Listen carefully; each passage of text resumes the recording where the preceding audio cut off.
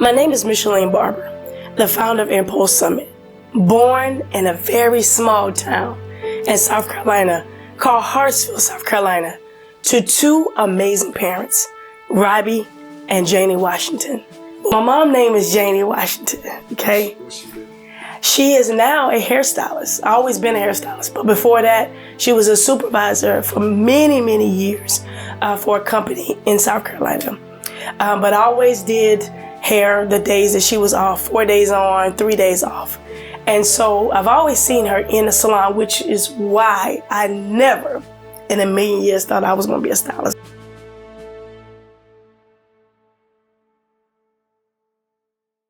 I seen the long hours, all the chitter chatter, all the things that go in the salon life. I didn't want that. So I was like, I don't want to go to school until I went to fashion merchandising school and became over the mall in South Carolina and just finding different things that I did in the fashion industry.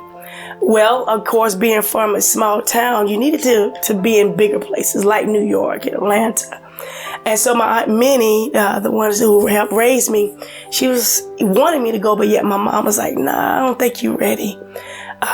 She just wanted to really keep me in a smaller area, something more confined. So I went to school at Florence Dalton Tech to get my fashion merchandising degree.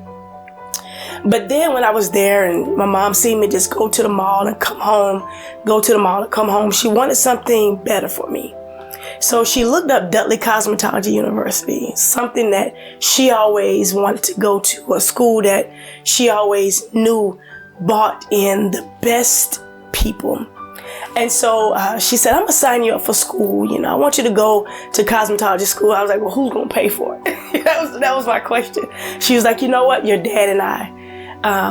And so I was able to get out of town. I'm like, okay, cool. I'm able to get out of South Carolina, see something new. So they moved me to Winston-Salem, North Carolina, and then Greensboro. And so I met Mr. Dudley and Miss Clausen, which is a great inspiration to me in my life. And so just looking over their story, now understand me, I did not know how to curl, cut, nothing. All I knew was how to do my own hair. So I was going just to say I was out of town, hey, seeing something new. So when I went there, I seen it was much more than hair. What is my relationship with my mom? Yeah. I can say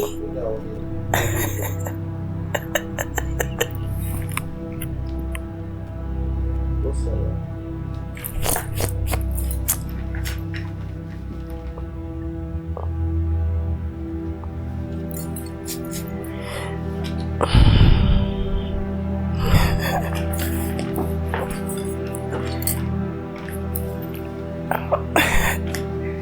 my mom is a tough person. And again, going back to being rough, I was the firstborn at a time when she was trying to make it to be the first black supervisor in a predominantly white town. My mom is a no-nonsense having firecracker, a woman that never sleeps. And I wonder where I get that from, the no sleep, team no sleep. Well, when I was growing up, she was that on me, firstborn. My sister 5 years younger than me, so I got the blunt of everything. And so growing up, it was great to be around the faith, great to be around family, and that's how I grew up. And just being around mom, she was tough on me enough for me to, I guess, start developing a little bit of disbelief because I felt like I couldn't do anything right because I got scolded for it. Couldn't sweep right, mop right, but I look back over it now, it's only because she wanted me to be better and the best at it because of the disadvantages she may have had growing up. And so my Aunt Minnie, I started living with her.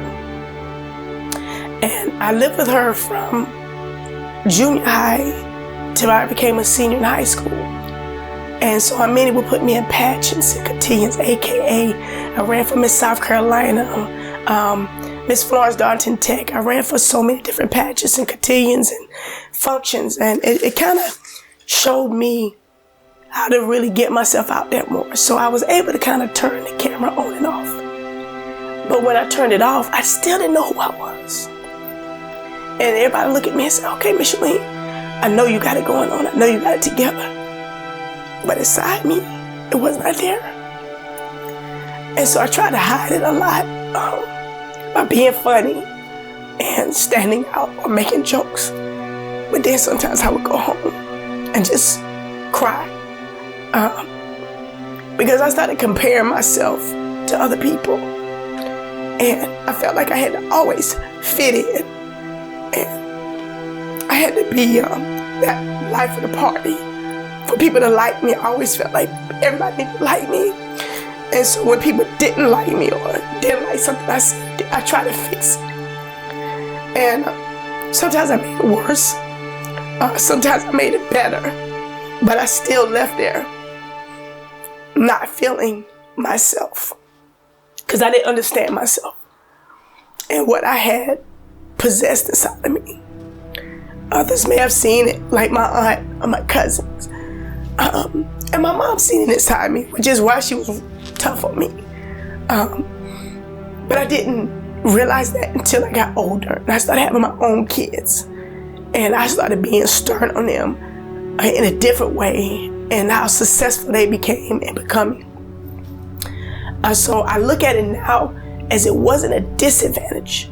It was an advantage to have someone to be tough. So when I'm tough on people, and when I'm rough on people, it's only because I love them. It's only because I want them to be the best, because that's all I knew. And not everybody understand that. You know, I tell people when I stop talking to you, it's because I stopped caring. I don't care anymore. But as long as I'm saying something to you, or I'm on you, it's because I see something in you. So I had to learn that my mom's way of saying things might have not been the best, but I understood where she came from. Now, I understand now what it took or what it takes to be that first Black supervisor at an all-Black facility, at an all-Caucasian facility. I see now that my dad is a supervisor that did not even know how to read, and nobody knew that. But he made it as one of the top supervisors that never missed a day of work. Got an award for never missing work. Not even from a toothache. He never missed work. So with those two combined together, team no sleep, determination, desire to be the best, driven, don't miss a day, keep going, even when I don't feel like being. It's called show up. All I know is to do is to show up. And when you show up your best. And that's what I strive to do. I show up every time, in spite of how I may feel, in spite of me having a bad day, in spite of me not knowing who I am, in spite of me not believing in myself, in spite of me wanting to go home and put the covers over my head some days and not talk. And so all these years of me not knowing who Micheline is, I'm slowly discovering it. I'm slowly unrevealing. I'm slowly peeling back the layers of onion that made me cry, that made me realize that you have to be tough in this situation, soft in this one, walk lightly. I'm learning how and when to do things based off my family, based off my history, based off her story, based off his story. I became Micheline.